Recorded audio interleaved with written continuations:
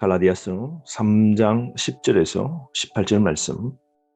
바울은 계속해서 율법이 구원을 얻는 방법이 아닌 이유를 말합니다. 율법은 저주를 동반하죠. 왜냐하면 율법의 행위로 결코 구원받을 사람은 이 땅에 없는 것이죠.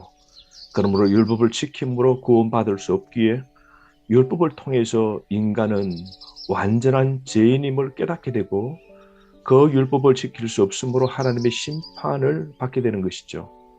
그러므로 우리가 율법을 완벽하게 지킬 사람은 예수님 외에 없음을 우리는 더욱 깨닫게 되죠. 죄가 없으시고 완전하신 예수님 밖에 없습니다. 율법은 지켜 구원받도록 하나님이 우리에게 주신 게 아니라 죄를 깨닫게 하는 거울과 같은 역할을 해서 죄의식을 주게 만들죠. 그러므로 자신의 죄를 깨닫고 죄 씻음 받기 위하여 예수 그리스도를 믿을 수밖에 없도록 만드는 것이 율법입니다.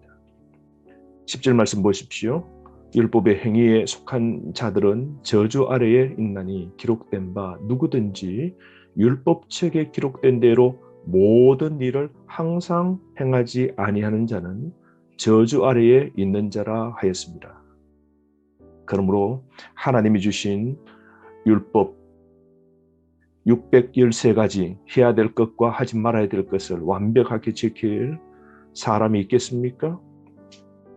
그러므로 인간은 하나님 주신 율법 그 거울에 쓸 때에 저주 아래 있게 됨을 확실하게 깨닫게 됩니다. 죄가 없다고 고백할 사람이 아무도 없는 것이죠.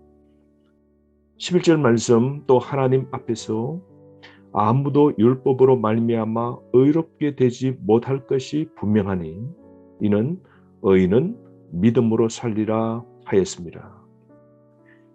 믿음으로 사는 사람은 의롭다 인정함을 받게 됩니다. 이게 친의이죠. 이제 행위가 아니라 믿음의 원칙에 의해 살아가야 됩니다. 이제 하나님 주시는 능력으로 살아가야 됩니다. 오직 우리는 믿음에 의해서만 의롭다 하심을 얻고 구원에 이르게 됨을 깨닫습니다. 우리 인간은 율법으로 말미암아 의롭게 될 사람은 아무도 없는 겁니다. 12절 말씀 율법은 믿음에서 난 것이 아니니 율법을 행하는 자는 그 가운데서 살리라 하였느니라. 이어서 13절 14절 말씀에서 예수 그리스도의 십자가를 통해서 이방인에게 아브라함의 복이 주어지게 됨을 설명하고 예수님의 사역과 믿음의 그 결과를 말씀하고 있습니다. 예수님께서 율법의 저주에서 우리를 구하시려고 자신을 드려 우리를 되찾으신 것이죠. 우리를 사랑하시기에 대신 십자가 그 저주를 받으셨습니다.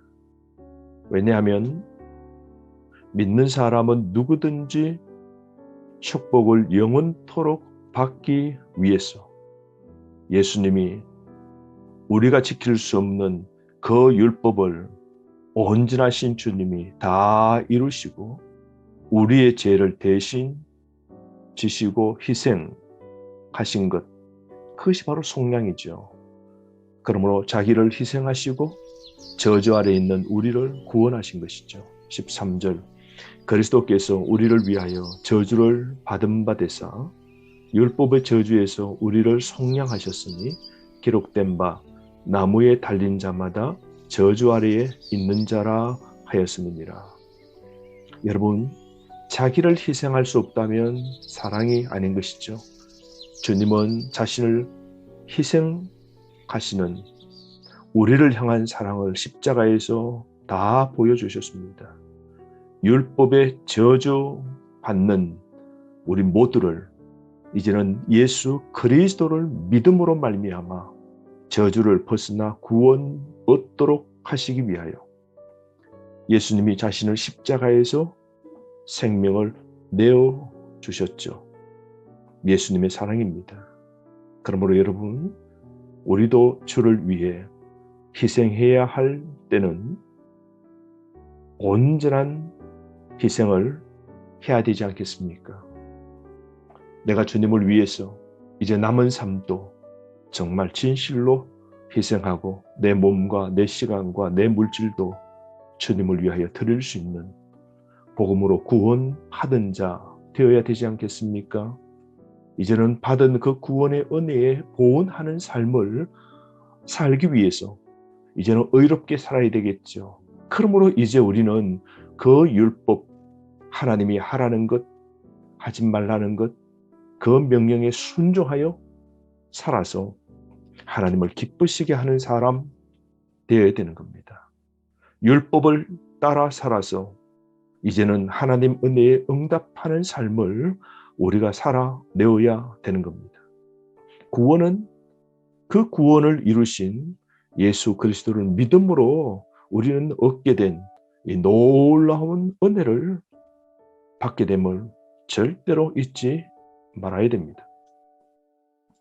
15절에서 18절 말씀은 믿음이 율법보다 뛰어난 이유를 말씀합니다. 15절 말씀에 보면 언약에 대한 설명이 나오는데요. 사람의 언약은 유효하죠. 우리 사람 사이의 약속도 신뢰를 저버리지 않고 지키지 않습니까? 사람 간의 약속도 지켜야 책임이 있듯이 하물며 하나님의 약속, 언약은 훨씬 더 유효한 것이죠. 하나님의 그 언약, 약속은 결코 파기되지 않는 겁니다. 16절 말씀에 보면 하나님께서 아브라함과 그의 자손과 언약, 약속을 맺으셨는데요. 여기에 아브라함과 그 자손이라고 그러는데 그 자손은 복수가 아니고 단수입니다. 한 사람, 아브라함의 한 자손, 한 사람, 바로 그분이 누구일까요? 예수 그리스도이십니다. 아브라함에게 주어진 그 약속은 예수님께 이어지는 겁니다. 다른 말로 예수 안에 있는 자는 아브라함의 자손이 되는 겁니다. 그러므로 여러분, 우리가 예수 그리스도를 믿을 때 그 믿음으로 우리는 아브라함의 자손이 되는 것이죠. 왜요? 아브라함은 율법을 지킴으로 선을 행함으로 공덕을 쌓음으로 하나님께 의인된 것 아니라 하나님을 믿음으로 말미암아 그런 하나님의 의해서 믿음의 조상이 된 것이죠. 그러므로 하나님은 우리에게 율법을 말씀하신 것이 아니라 믿음을 먼저 강조하신 겁니다. 17절 말씀 보시면 아브라함에게 은혜의 약속이 주어진 지 430년 지난 후에 모세가 시내산에서 율법을 받았지 않습니까? 그래서 하나님께서는 율법 이전에 440년 전에 아브라함을 통하여 은혜의 약속을 주셨는데요. 하나님이 아브라함과 약속하신 그 약속이 무엇입니까? 하나님을 믿음으로 말미암아 의롭게 된다는 것 하나님이 약속하셨죠. 누구든지 하나님을 믿으면 의롭게 되는 것, 칭의 받고 구원을 받음을 하나님이 율법이 있기 전에 아브라함과 약속하신 겁니다. 17절 말씀 보세요. 내가 이것을 말하노니 하나님께서 미리 정하신 언약을 430년 후에 생긴 율법이 폐기하지 못하고 그 약속을 헛되게 하지 못하리라. 하나님께서 미리 정하신 언약이 무엇입니까? 아브라함과 맺어진 믿음의 언약, 약속이죠. 그러므로 여러분, 율법을 하나님이 주시기 전에 아브라함과 믿음의 언약을 먼저 주신 겁니다. 18절 말씀 보십시오. 만일 그 유업이 율법에서 난 것이면 약속에서 난 것이 아니니라. 그러나 하나님이 약속으로 말미암아 아브라함에게 주신 것이라. 여러분, 하나님께서 율법에 의해서가 아니라 약속에 의해서 언약 또는 유업을 주셨음을 말씀합니다. 하나님은 율법보다 약속을 먼저 주신 겁니다. 하나님께 허락된 유업은 새 하늘과 새 땅에서 그분과 함께 영원토록 살아가는 특권을 받게 되는 것이죠. 그러므로 우리 성도의 장차 받을 유업은 믿음의 통로를 통해 거저 주어진 겁니다. 거저 주신 이 하나님 은혜에 우리는 무한 감사하면서 이제는 하나님께 영광 돌려드리는 삶을 살아야 되지 않겠습니까? 여러분, 아무도 율법에 의해서 우리가 하나님 말씀을 지킴으로 말미암아 구원 얻을 사람은 이 땅에 없습니다. 의롭다함 받지도 못하는 겁니다. 은혜의 언약은 결코 폐지되거나 변경될 수 없는 것입니다. 그러므로 우리 인간이 율법의 완전함에 도달하기 위해서 끊임없이 올라가도 정상에 완전한 의인이 되는 그 정상에 결코 도달할 수 없고 결국 영원한 정죄 아래 머물러 하나님의 심판을 받을 겁니다. 하지만 하나님을 믿기만 한다면 의롭다 인정받게 되는 것이죠. 이게 하나님의 은혜입니다.